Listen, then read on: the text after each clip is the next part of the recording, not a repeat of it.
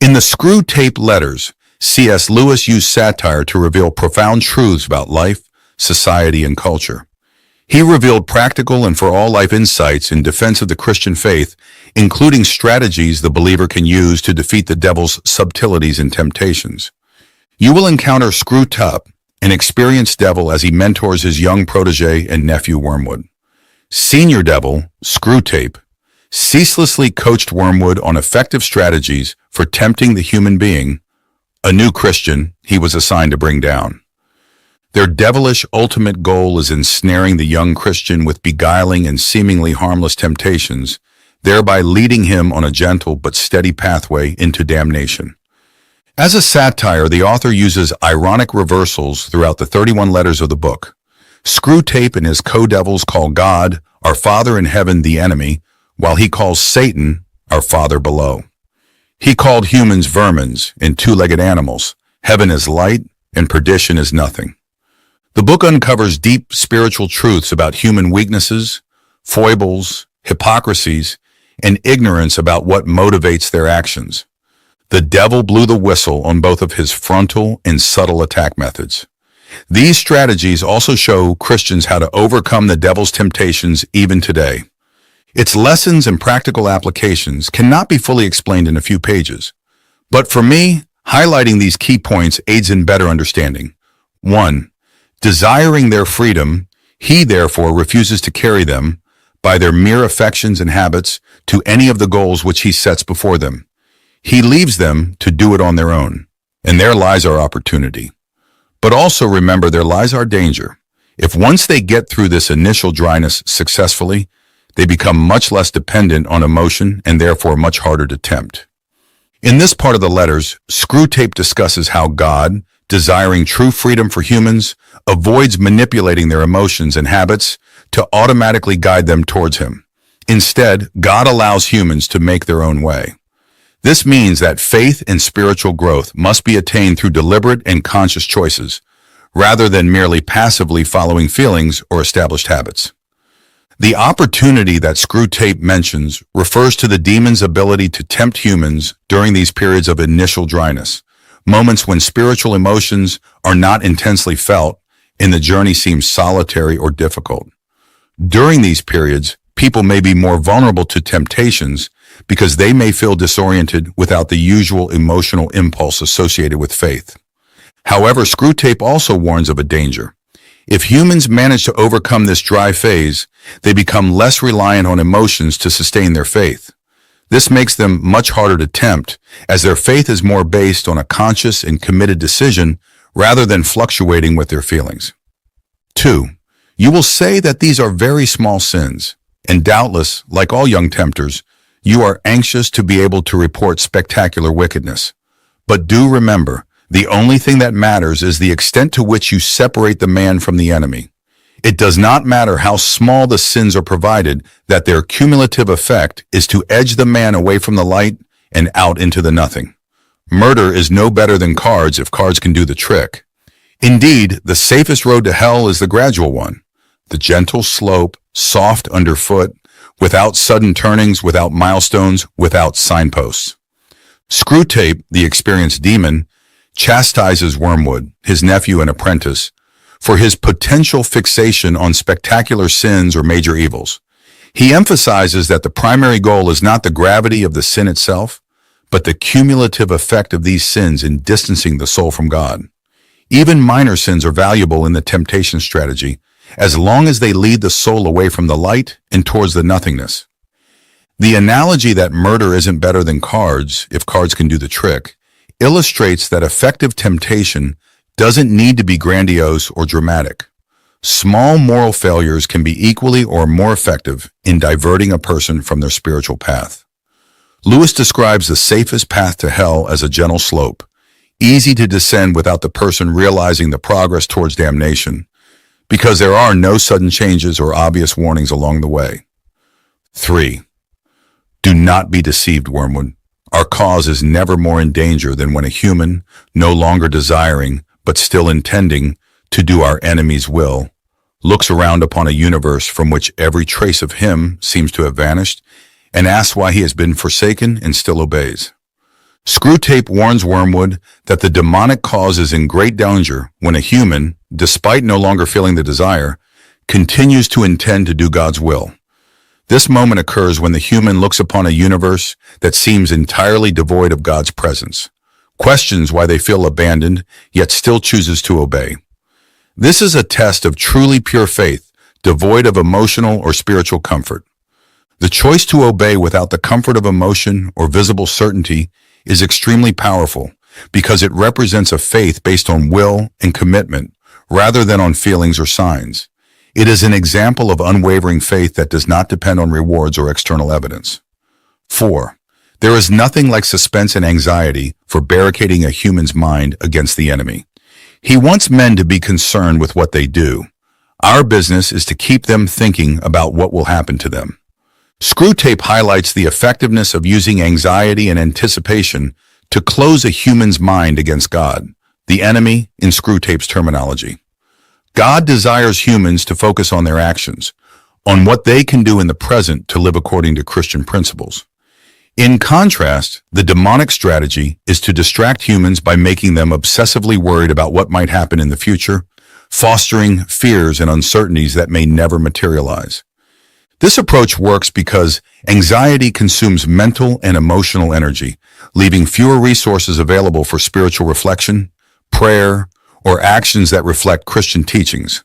Worrying about the future can paralyze, preventing individuals from acting in the present or fully surrendering to God's will. 5. It is no doubt impossible to prevent his praying for his mother, but we have means of rendering the prayers innocuous. Make sure that they are always very spiritual, that he is always concerned with the state of her soul and never with her rheumatism. Screwtape proposes that Wormwood manipulate the way the human prays, ensuring that their prayers are always very spiritual. That is, he should focus solely on salvation and the spiritual condition of his mother, ignoring her earthly needs, such as relief from physical pains, exemplified here as rheumatism. This type of prayer may seem noble, but in reality, it can disconnect prayer from the practical and immediate needs of the person being prayed for. The idea is that by concentrating prayer solely on spiritual aspects, the practitioner may become alienated from earthly and everyday concerns that are also important to the Christian faith, which teaches compassion and comprehensive care for others. 6. Prosperity knits a man to the world. He feels that he is finding his place in it, while really it is finding its place in him. Screwtape describes how prosperity can make a man feel like he's finding his place in the world, when in reality, it's the world that's finding its place within him. This process of finding one's place isn't so much about the individual shaping the world according to his values, but rather the world shaping the individual to fit its structures and materialistic values. Prosperity can be seductive, causing a person to feel comfortable, secure, and satisfied within the world's systems, to the point where they begin to integrate these materialistic values into their own identity. 7. If, on the other hand, he is aware that horrors may be in store for him and is praying for the virtues wherewith to meet them, and meanwhile concerning himself with the present, because there, and there alone, all duty, all grace, all knowledge, and all pleasure dwell, his state is very undesirable and should be attacked at once. Screwtape describes a situation where a human being is aware of possible future horrors, but instead of dwelling on these fears, turns their attention to prayer for virtues to face them.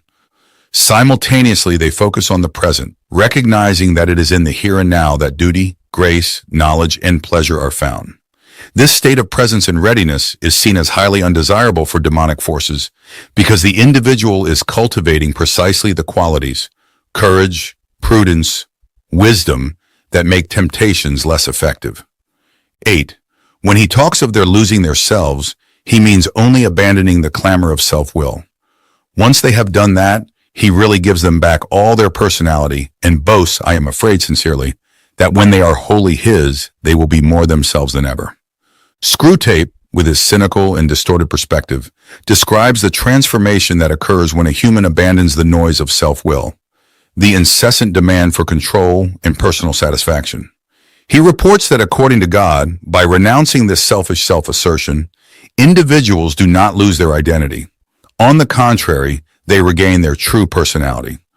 God returns to them their entire personality and asserts that, once fully devoted to Him, they will be more authentically themselves than ever before. This process is depicted in a way that seems alarming and undesirable to Screwtape, as it leads humans to a deeper closeness and greater dedication to God.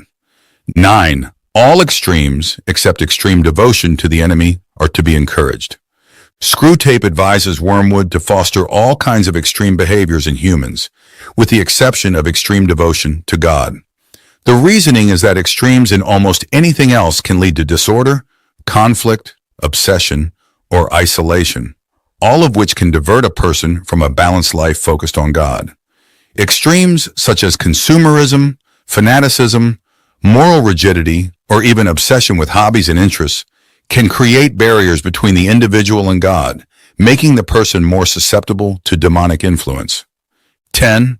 If you can once get him to the point of thinking that religion is all very well up to a point, you can feel quite happy about his soul. A moderated religion is as good for us as no religion at all, and more amusing. Screwtape suggests that if the human reaches the point of considering that religion is all very well up to a point, then the demons may feel satisfied with the progress of their temptation. A moderate religion, treated as something useful only in certain situations or up to a certain limit, is, according to him, as beneficial to the demons as no religion at all, and is even more amusing because it keeps the person engaged in a form of religious practice that never reaches its full potential. This kind of superficial faith can be manipulated to never seriously challenge the individual's worldly desires, behaviors, or beliefs. 11. The enemy's human partisans have all been plainly told by him that suffering is an essential part of what he calls redemption, so that a faith which is destroyed by a war or a pestilence cannot really have been worth the trouble of destroying. Screwtape reflects on the notion that human followers of God, the enemy, have been clearly informed that suffering is a necessary part of the redemption process. In other words, suffering is not just a possibility in a Christian's life, but an expected and instructive aspect that contributes to spiritual salvation. Screwtape suggests that any faith that can be destroyed by disasters like wars or plagues was not strong or valuable enough. It is seen as fragile and easily disposable, and therefore not worth the trouble of destroying. This viewpoint is expressed in a cynical and manipulative manner, characteristic of the demonic rhetoric in the book. 12. Once you have made the world an end and faith a means, you have almost won your man, and it makes very little difference what kind of worldly end he is pursuing. Screwtape suggests that once faith is reduced to a tool for achieving worldly objectives, the process of corrupting a person's soul becomes much easier. The true essence of faith, which is the pursuit and worship of God as the supreme end, is subverted when turned into a means to attain success, comfort, or power in the material world. This inversion causes the person to lose sight of the true purpose of faith and prioritize their worldly goals over their spirituality. 13. He cannot tempt to virtue as we do to vice. He wants them to learn to walk and must therefore take away his hand. And if only the will to walk is really there, he is pleased even with their stumbles. Unlike God, Screwtape highlights that God cannot tempt people to virtue in the same way that demons tempt them to vice. God, desiring humans to learn to walk for themselves in spiritual terms, sometimes needs to withdraw his hand, allowing them to face challenges and make mistakes. This process is essential for genuine growth in faith and character. It's important to note here that if the will to walk, that is the intention to live virtuously, is present, God rejoices even in human stumbles and mistakes because they are signs of effort and part of the learning process. 14. Hence, we always try to work away from the natural condition of any pleasure to that in which it is least natural, least redolent of its maker, and least pleasurable. An ever-increasing craving for an ever-diminishing pleasure is the formula. Screwtape reveals that the goal is to take the pleasures of the natural state, where they are most authentic and reflect God's goodness, to a state where they are less natural, less evocative of God, and ultimately less pleasurable. The idea is that by doing this, humans experience a constant increase of desire for an ever-diminishing pleasure. This is the formula for creating insidious dependency, where the individual is driven not by satisfaction, but by the need to alleviate the ever-growing desire that is never truly satisfied. 15. As long as he retains externally the habits of a Christian, he can still be made to think of himself as one who has adopted a few new friends and amusements, but whose spiritual state is much the same as it was 6 weeks ago. Screwtape suggests that while a human maintains outwardly the habits of a Christian, such as going to church, reading the Bible and praying, they may be led to believe that their spiritual state remains unchanged, even if they have adopted new friends and entertainments that are not aligned with Christian values. This scenario highlights the disconnect between the external practices of faith and true inner engagement. The danger lies in believing that the maintenance of external routines is sufficient, while the heart and mind gradually stray from Christian principles. 16. The great thing is to prevent his doing anything. As long as he does not convert it into action, it does not matter how much he thinks about this new repentance. This subtle tactic that demons employ to weaken a person's spiritual effectiveness, preventing good intentions, such as repentance, from translating into practical actions. Screwtape, the demon mentor, is essentially explaining that no matter how much a human may think about repenting and changing their ways, as long as those thoughts do not translate into actual actions, they are harmless from a demonic perspective. This reflects the idea that true transformation and spiritual growth require more than good intentions. They demand concrete and visible changes in behavior and daily practices. 17. Active habits are strengthened by repetition, but passive ones are weakened. The more often he feels without acting, the less he will be able ever to act, and in the long run, the less he will be able to feel. Screwtape describes that active habits, those involving concrete and decisive actions, are strengthened each time they are practiced. On the other hand, passive habits involving inaction or hesitation become weaker with repetition. The crucial point here is that the more often a person feels something without acting on that feeling, the less capable they will be to act in the future. Moreover, eventually, this inactivity not only diminishes the ability to act, but also the ability to feel. 18. About the general connection between Christianity and politics, our position is more delicate. Certainly, we do not want men to allow their Christianity to flow over into their political life, for the establishment of anything like a really just society would be a major disaster.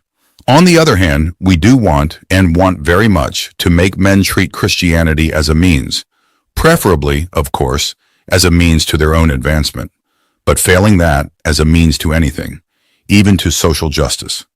Screwtape, the demonic mentor, explains the delicate approach demons must adopt regarding the connection between Christianity and politics. He emphasizes that ideally, demons do not want Christians to allow their faith to influence their political life significantly, especially if it leads to the creation of a truly just society, which would be seen as a disaster from the demonic perspective. However, if faith must influence politics, demons prefer it to be in a way that serves individuals' personal advancement or any other end that may distort the original purpose of Christianity. This illustrates the idea that faith, when used as a means to an end, can be diverted from its goal of promoting justice and truth. 19. I see only one thing to do at the moment. Your patient has become humble. Have you drawn his attention to the fact? All virtues are less formidable to us once the man is aware that he has them, but this is especially true of humility. Catch him at the moment when he is really poor in spirit and smuggle into his mind the gratifying reflection, "By Jove, I'm being humble." And almost immediately pride at his own humility, will appear. Screwtape, the demonic mentor, suggests a subtle way to corrupt a human's humility. He advises Wormwood to make his patient aware of their own humility. By becoming conscious of their own humility, the patient may start to feel pride in this virtue. This is a deeply rooted paradox in human experience. True humility is compromised when it becomes an object of pride. Screwtape emphasizes that once the human recognizes themselves as humble, they may begin to take pride in their humility, which is actually a form of pride, the antithesis of humility. 20. Nothing matters at all except the tendency of a given state of mind, in given circumstances, to move a particular patient at particular moment nearer to the enemy or nearer to us. Screwtape encapsulates the essence of spiritual warfare by emphasizing that nothing is more important than the direction in which a specific mental state leads an individual at any given moment. The demonic objective is to manipulate circumstances and thoughts in such a way that the person moves away from God and towards the demons. On the other hand, divine actions and spiritual influences seek to move the person in the opposite direction, toward God. The struggle, therefore, is not just about good or bad actions in themselves, but about how these actions, motivated by certain mental states, align on a larger spiritual continuum between God and evil. 21. Anything, even a sin, which has the total effect of moving him close up to the enemy, makes against us in the long run. Screwtape, while discussing demonic strategy, indicates that anything that leads a person closer to God, even if it is a sin, is ultimately counterproductive for the demons. The central argument is that if a sin leads to genuine repentance, greater self-awareness, or recognition of the need for God, then that sin serves to strengthen the individual's relationship with God in the long run. This is a reflection on how God can use all things, even human errors and failures, for the spiritual good of people. 22. False spirituality is always to be encouraged. Screwtape suggests that encouraging a spirituality that is superficial or distorted, namely a false spirituality, is an effective tool to keep people away from a true connection with God. This false spirituality can take various forms, such as empty rituals, spiritual pride, obsession with substance-less mystical experiences, or a faith that focuses only on external aspects and fails to transform the heart and life of the practitioner. The goal is to make people feel spiritually fulfilled without actually drawing closer to God or experiencing any genuine change in their lives. 23. But hatred is best combined with fear. Cowardice, alone of all the vices, is purely painful. Horrible to anticipate, horrible to feel, horrible to remember. Hatred has its pleasures. It is therefore often the compensation by which a frightened man reimburses himself for the miseries of fear. The more he fears, the more he will hate. And hatred is also a great anodyne for shame. Screwtape discusses the relationship between hatred and fear, highlighting how these emotions can complement each other in destructive ways. According to him, cowardice is seen as a uniquely painful vice, bringing pain both in anticipation and in experience and in memory. Hatred, on the other hand, offers certain perverse pleasures and serves as a form of compensation for the horrors of fear. A person feeling fear may resort to hatred as a means of rewarding themselves for the discomfort they feel, so that the greater the fear, the greater the potential for hatred. Additionally, Screwtape points out that hatred can serve as an anesthetic for shame, suggesting that this feeling can help cover up the pain of humiliation or guilt. 24. This indeed is probably one of the enemy's motives for creating a dangerous world, a world in which moral issues really come to the point. He sees as well as you do that courage is not simply one of the virtues, but the form of every virtue at the testing point, which means at the point of highest reality. Screwtape suggests that one of God's motivations in creating a world full of dangers is that such conditions bring moral issues to the point, or to a critical juncture where true virtues can be revealed and tested. In this context, courage is not just one virtue among many, but the essential form of all virtues at the moment of their most rigorous test. Thus, courage is seen as the manifestation of any virtue at the point of its highest reality and under maximum pressure. In conclusion, I hope you enjoyed this video and found value in it. If you appreciated the content and wish to see more videos like this, please leave a like, subscribe to the channel, and activate notifications so you don't miss future videos. Additionally, don't forget to check out other videos suggested on the screen. Thank you for your support, and see you in the next video.